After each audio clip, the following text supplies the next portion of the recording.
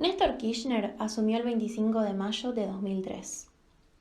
Luego de la crisis de 2001, se generó una situación en Argentina de pobreza y desempleo, una disminución del salario, endeudamiento y se cerraron los mercados de exportación. Con el gobierno de Néstor se aplicaron medidas keynesianas que resultaron un éxito a corto plazo. Se señalan dos factores principales responsables de la recuperación tras la crisis económica: políticas internas, con incentivos al consumo y a la inversión interna, y demanda externa, con fuerte aumento del precio de los productos primarios a nivel nacional, en particular de la soja, e incrementó las exportaciones a China y replanteó la inserción de la Argentina en el contexto mundial. La política económica del gobierno de Néstor Kirchner durante un breve lapso de tiempo continuó con los lineamientos establecidos por la Baña, manteniendo la devaluación de la moneda con una fuerte participación del Banco Central en la compra de divisas. Gracias a esto, los índices de pobreza y de desempleo disminuyeron notoriamente. Desde el principio del gobierno de Néstor, el papel del Estado en la economía se amplió en relación al que tenía durante el gobierno de Menem. Esto se vio en la estatización de Aerolíneas Argentinas, de Correo Argentino, del astillero Río Santiago y en la creación de NARSA y de Aguas y Saneamientos Argentinos. Otras de las principales medidas económicas de esta gestión fue cancelar por anticipado la totalidad de la deuda con el Fondo Monetario Internacional. Por otra parte, los subsidios energéticos permitieron durante muchos años mantener tarifas baratas. Además, se centraron en la redistribución del ingreso mediante planes sociales como Hacemos Futuro, Asignación Universal por Hijo con Discapacidad, Asignación Universal por Hijo, Asignación Universal por Embarazo, Seguro de Desempleo, Seguro de Capacitación y Empleo, Progresar y Procrear. En materia de derechos humanos, Néstor Kirchner promovió en el Congreso la anulación de las llamadas leyes de obediencia debida y punto final, que garantizaban la inmunidad a muchos acusados de crímenes de lesa humanidad durante el último régimen militar que ocupó el periodo de 1976 a 1983. Un gran problema económico que se enfrentó fue la inflación, causada por una demanda fuerte y sostenida que permitía a los empresarios aumentar sus precios sin perder ventas. El 10 de diciembre de 2007, Cristina Fernández de Kirchner asumió su primer mandato como presidenta de la Argentina tras haber obtenido más del 46% de los votos. Su gobierno se desarrolló en el contexto internacional de la crisis del 2008, también conocida como Gran Recesión. Además, en 2008, el incremento del precio del petróleo aumentó tanto que produjo serios daños económicos, amenazando con problemas sociales en los países en vías de desarrollo, la estanflación y el estancamiento de la globalización. En el año 2009, la alza de precios terminó debido a la recesión global y a la subsecuente disminución de la demanda. Aunque afectada por la crisis económica mundial de 2008-2009, la economía argentina se recuperó desde entonces y logró registrar tasas de crecimiento del PIB de alrededor del 9% en 2010 y 2011, debido al aumento del precio internacional de los principales productos exportados por la Argentina, que contribuyó a facilitar su rápida salida de la crisis. El 27 de octubre de 2010 fallece Néstor a causa de un paro cardíaco. En 2011 se reeligió a la presidenta Cristina Fernández de Kirchner con un 54% de los votos. Durante el proceso electoral, la tendencia a la apreciación cambiaria, el atraso tarifario en materia energética que multiplicaba la importación neta de petróleo y de sus derivados alertó a los ahorristas que comenzaron a cambiar pesos por dólares. Kirchner buscó frenar una masiva fuga de capitales imponiendo el cepo cambiario, un sistema que consistía en una restricción al consumo del dólar, que facultaba al físico a determinar quién podía comprar divisas y en qué cantidad. También impuso un recargo sobre los gastos realizados con tarjeta de débito y crédito en moneda extranjera. El arbitrario cepo llevó a muchos argentinos a volcarse al mercado informal, y así se disparó la demanda del dólar blue y en consecuencia su precio.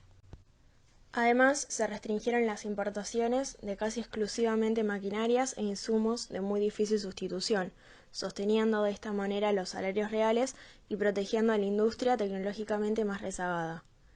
El problema estuvo en que la producción de bienes exportables tradicionales requería de insumos importados que aumentaban su productividad, por lo que si se limitaban las importaciones se afectaba la producción y el empleo. Así fue que con el control de cambios y las restricciones al comercio, el segundo mandato de Cristina Fernández de Kirchner transcurrió con una economía estancada. Por otra parte, tras la suspensión de pagos del 2001 de los fondos buitre, el país ofreció en 2005 y 2010 un canje de la deuda argentina a sus acreedores. En ambos canjes se reducían los montos y se diferían los pagos, lo que fue aceptado por el 93% de los tenedores de bonos. Sin embargo, 3 fondos buitre iniciaron una demanda ante el juzgado de Thomas Griesa de Nueva York para cobrar la deuda sin quitas. En noviembre de 2012, Thomas Griesa emitió un fallo a favor de los fondos buitre y ordenó que Argentina debía pagar la totalidad de lo reclamado. A lo largo de los 12 años en el poder, se destacó la inversión constante y en todo el país en obras de todo tipo. Dentro de estas obras públicas, las más importantes son las obras viales, las viviendas, la educación, la comunicación y cultura, las obras hídricas y de saneamiento, los hospitales y salud, el Plan Energético Nacional y la estatización de la YPF. Además, durante los años del kirchnerismo, la Argentina se convirtió en la pionera de América Latina en materia de derechos humanos, promoviendo diferentes leyes, como por ejemplo, la Ley de Matrimonio Igualitario, la Ley de Identidad de Género, la Ley de Medios Audiovisuales, la Ley de Financiamiento Educativo, para garantizar un aumento progresivo de la inversión en educación, la Ley de Educación Sexual, la Ley de Trata de Personas y Asistencia a sus Víctimas, que tipifica la trata de personas como delito federal, la Ley de Banco de Datos Genéticos, el Programa Conectar Igualdad, que busca recuperar y valorizar la escuela pública, y la Ley para habilitar el sufragio voluntario a partir de los 16 años. Durante los años del kirchnerismo se produjo un desgaste institucional, tanto en la Corte Suprema de Justicia como en el Congreso.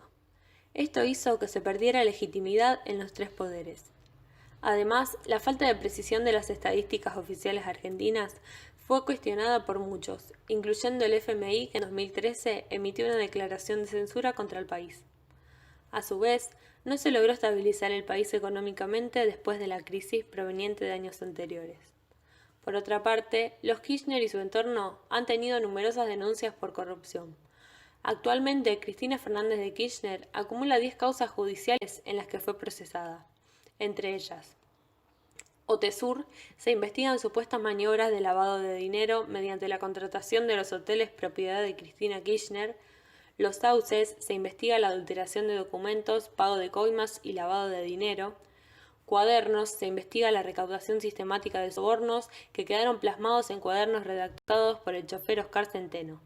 En este caso, el magistrado pidió la prisión preventiva de la expresidenta en el expediente.